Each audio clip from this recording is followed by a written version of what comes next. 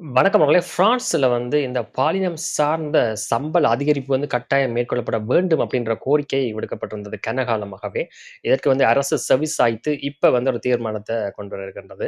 இந்த தீர்மானத்தின்படி ஆண்களுக்கும், பெண்களுக்குமான அந்த சம்பள வித்தியாசம் அப்படின்றது மிக குறைக்கப்பட இருப்பதாக சொல்லப்படுகிறது.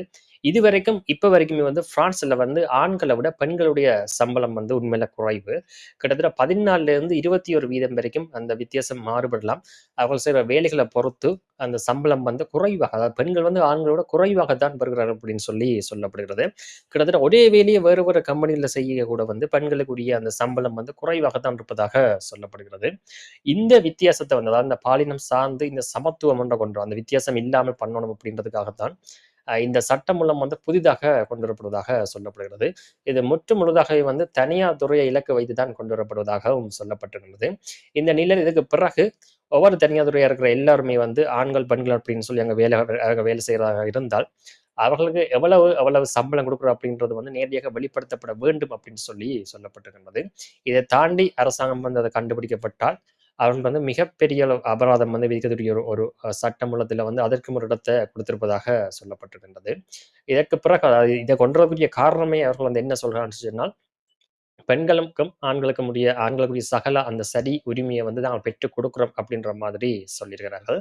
பிரான்ஸை பொறுத்தவரைக்கும் பலர் ஏற்கனவே இது சம்பந்தம் அதாவது என்ன பெண்களுடைய உழைப்பு மிகவும் சுரண்டப்படுகிறது அப்படின்ற மாதிரியான பல விமர்சனங்கள் ஏற்கனவே ஒரு தசாப்த காலத்துக்கு மேலாக வெளியாகி கொண்டிருக்கிறது.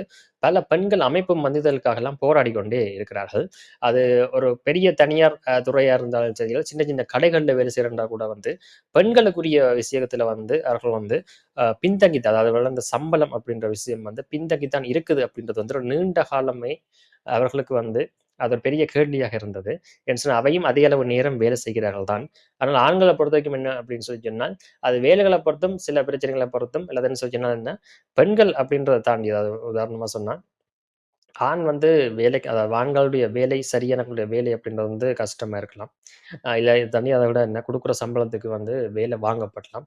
ஆனா பெண்கள பொறுத்தவரைக்கும் அந்த அந்த விஷயம் நடக்காம இருக்கலாம். 1 2வது பெண்கள் எல்லா வேலையும் இங்க செய்கிறீகளே அப்படின்ற மாதிரியும் ஒரு விமர்சனம் முதலாளிகள் தரப்புல முன்வைக்கப்பட்டிருக்கிறது. அத வச்சுக்கொண்டு தான் அவர்கள் அந்த மாதிரி சொல்லியிருக்கிறார்கள். அதாவது முதலாளிகள் தரப்பில இதுக்கு அதாவது தனியார் துறை முதலாளிகள் தரப்பில இதுக்கு ஒரு எதிர்ப்பு உடனடியாகவே வெளியிடப்பட்டிருக்கிறார்கள். ஆனாலும் என்ன அரசாங்கம் இதுல விடாப்பிடியா இருக்கிற மாதிரி தான் தெரிகிறது. அ பார்க்கலாம். இது நடந்ததுன்னு சொன்னா, வேலைக்கு போற பெண்கள பொறுத்தவரைக்கும் உண்மையில ஒரு நல்ல விஷயமா இருக்கும். இன்னும் கொஞ்சம் அதிகமான அ கட்டணங்கள சலரிய எடுக்கக்கூடிய ஒரு ஒரு வாய்ப்பு பெறுவார்கள்.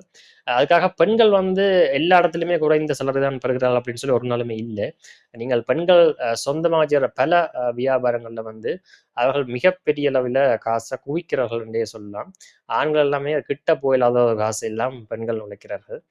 இது என்னன்னு சொன்னால், இது தனியார் துறைகள்ல சாதாரண வேலை செய்றவைக்கு தான் இது அநேகமாக பொருந்தக்கூடிய வாய்ப்பு இருக்கிறது. அ பார்க்கலாம். இது எப்படி இந்த சட்டம் மூலம் சரிவரும் அப்படின்னு சொல்லி.